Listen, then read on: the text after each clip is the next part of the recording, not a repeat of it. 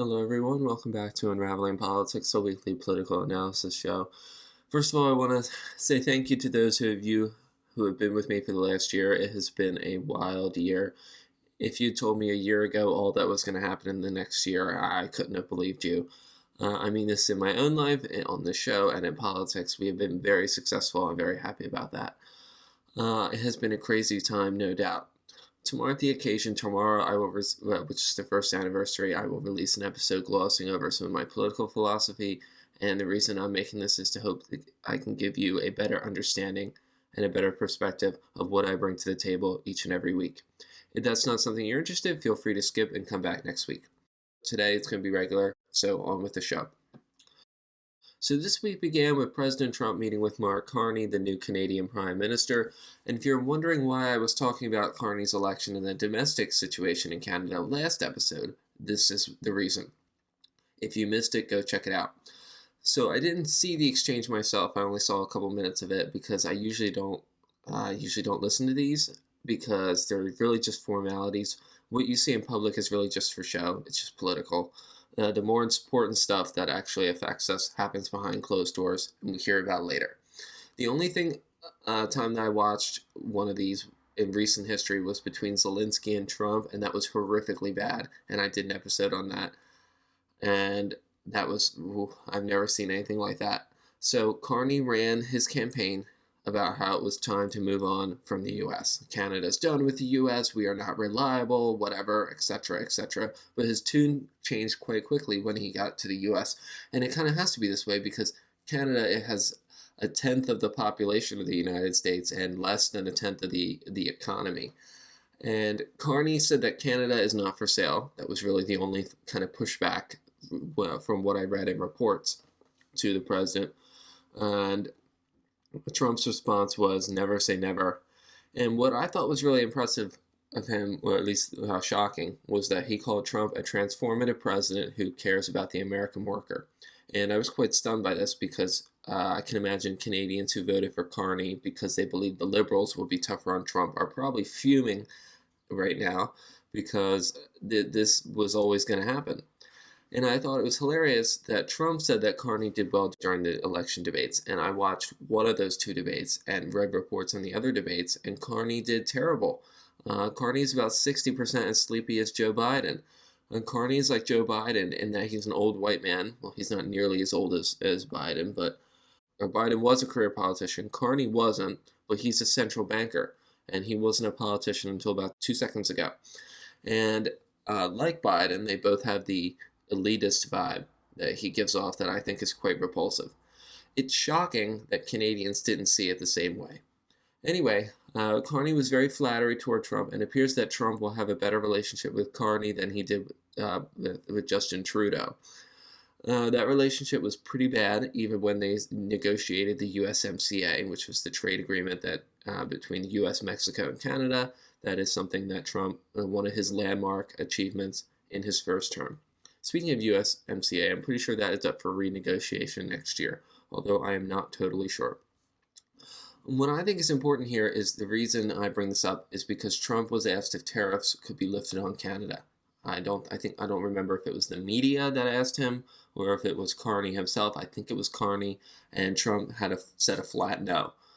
And Trump is not happy with Canada's low defense spending, and I'm not happy about it either. It's only about 1.37% of GDP, below their NATO commitment of 2%.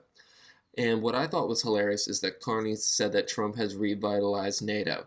I don't know if I would say that, and I'm frankly not sure why Carney did either. He probably, if he means that he revitalized NATO against us, then maybe, but I'm not exactly sure. I would say that that's something that more even Joe Biden did. So what can we learn from this? Well, Carney's doing what Starmer did, which is to try to woo Trump. This sort of failed because Britain was hit with tariffs afterward, although some of those tariffs have been walked back, as I'll explain later. And doing what Zelensky did, which was pushing back, blew up in his face, since we cut off intelligence sharing with Ukraine briefly. So it's clear that pushing back and being nice doesn't work, which is why I would say that world leaders should try neither. Engaging with Trump really does seem to be a useless effort because Trump will just do whatever he wants to do. But at the same time, you have to engage with Trump because he is the president of the strongest country on earth, at least militarily and economically. In June, there's supposed to be a G7 meeting in Alberta, Canada, hosted by Mark Carney as the Canadian Prime Minister. It was supposed to be Trudeau, but then Trudeau got kicked out. And Trump has not said whether he will attend. I imagine he would, since it's a big meeting, but he might not. That remains to be seen. Moving on, there is other news. We signed a trade deal with the United Kingdom, which has been talked about for over a decade, since the Brexit referendum 9 years ago. The US and EU discussed a free trade deal during President Obama's term, and negotiations didn't work because the US would be beholden to EU regulations, and the 28 EU member states, including the UK at the time, were not able to agree on what they wanted from us. Trump and the UK tried to negotiate a trade deal beginning in 2020, but that wasn't a priority. You probably remember we were dealing with other things at the time, and the administrations changed the following year, and then Boris Johnson's government was completely consumed by chaos during the 2022. So we never really got to that. The Biden and Trump administrations and American companies wanted the UK to lower agricultural standards, like allowing chlorinated chicken, which they don't currently allow, and hormone-injected beef, and our big pharma wanted access to the NHS, with UK voters opposed. As for us Americans, well, what does it give to us? The deal is pretty thin. The deal is supposed to get our agricultural, chemical, energy, and industrial exports fast-tracked through British customs, and Brits are supposed to buy $10 billion of Boeing planes. I don't know why that's in there. And in exchange, the UK will be able to send us 100,000 cars to the US with a less than 10% tariff rather than a 27.5%. And once they go over 100,000, it will be hit with the 27.5% tariff. This is supposed to balance out trade, and it seems to me that this is kind of not a big deal. It seems like we win more than they do, which I guess is nice. And I know I've been critical of the administration, but I guess this is a step in the right direction. This is certainly nothing like the Brexiteers spewed during the Brexit years. They're like, oh, well, we can do a big free trade deal with the U.S. That's not happening. This is still a very limited deal. And both Trump and Starmer have an incentive to overplay the importance of the deal. Who knows what's going to happen here? There are still other issues that need to be worked out, such as a digital services tax. Not sure what that is, but that's something that American tech companies have to pay, and that's something that the UK and EU leverage on the US. Looks like there's still a lot more work to do. So what does this mean for the future? Well, it appears that since this went pretty well, I think, other trade deals could be cut. It could provide a lot of symbolic hopes to the market, and the markets did rise on the day that it was announced, so that is a good deal. That's a good sign. The market's actually, it has recovered from its post-Liberation Day highs or lows, but we're still below where we were when Trump entered office. I'm still skeptical as to where this goes from here. So far, there hasn't been any news of any other trade deals. I guess we'll hear more of that in the coming days and weeks. As for a deal with China, talks are set to begin this week, I believe, maybe even today. They might have already begun by the time you're listening to this. The only things we know for China so far is that the administration is considering reducing tariffs on China from 145% down to 80%. Details are still to come, and this is probably because imports from China have fallen off a cliff. I've heard different numbers, down 20%, down 41%, down whatever. We could be facing shortages this summer in toys and apparel and household goods.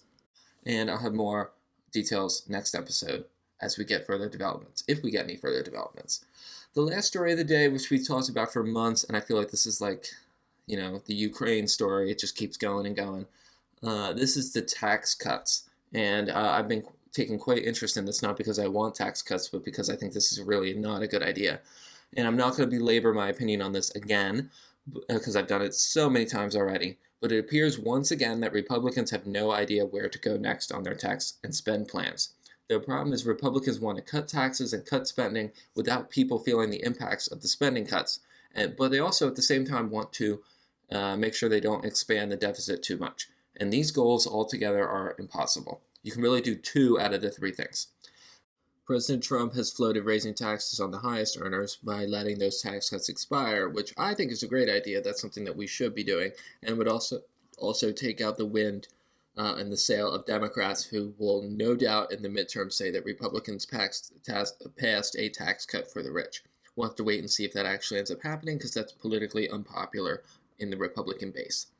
So far in the crossfire is Medicaid, and the goal was to cut $800 billion off of Medicaid. But I think they've realized that's not possible, and I wish they'd noticed that months ago, like I said, but better late than never.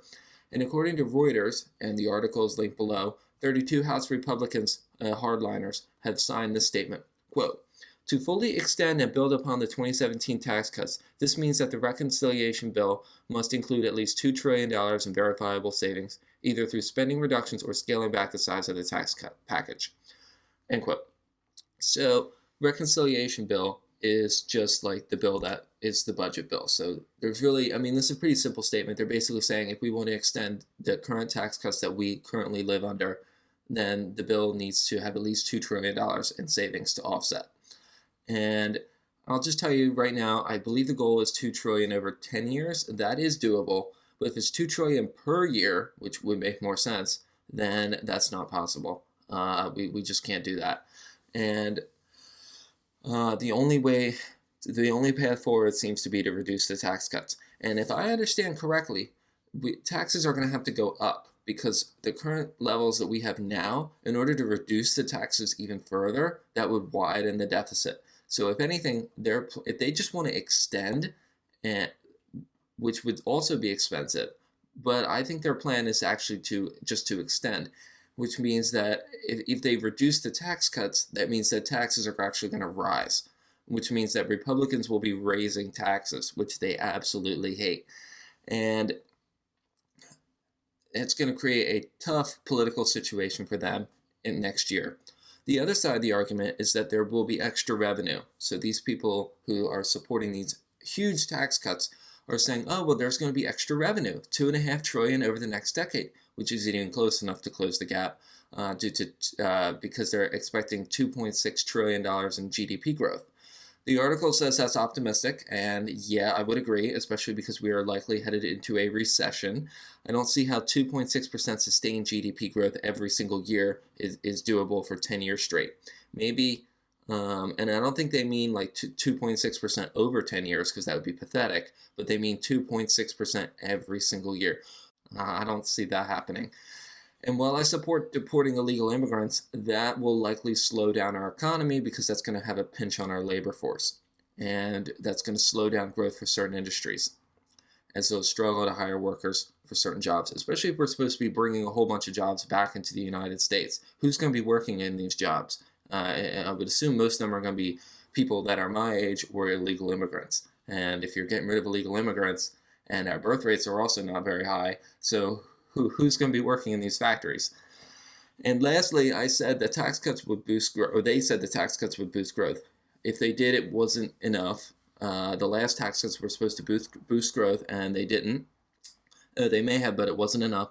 And the Nonpartisan Committee for a Responsible Federal Budget said these tax cuts added $1.9 trillion to the national debt, which at the time was a big deal. And I remember reading that at the time, years ago. I was in middle school at the time. And if it wasn't for COVID and everything that came after that, it wouldn't have been a big deal, because at the time that these tax cuts were cut, our national debt was, I think, like $22 trillion, which was a lot, and then now it's 36, and that was only 8 years ago. I think it's safe to say the tax cuts are not going to be as big as the president wants them to be. They were impractical to begin with, but the fact that his party is so deeply divided on how to implement them, and which ones exactly to cut and which ones to raise and which government spending services to cut, it is really going to make this politically and economically difficult. Anyway, that is all I have for you today. Don't forget, tomorrow you'll hear from me. That episode will be about 13 minutes long. I've already recorded it, so it's not going to be full-sized. Otherwise, you will hear from me next week on May the 19th. Thank you for a wonderful year. I truly am excited to see what the next year brings, and I'll have to come up with something else to do in May of 2026. So thank you. I wish I had the time, energy, and attention to do this twice or even 3 times a week, and perhaps one day I will, but at this moment I just don't. I'm sorry. That's all I have for now. Thank you, and have a good day. Bye-bye.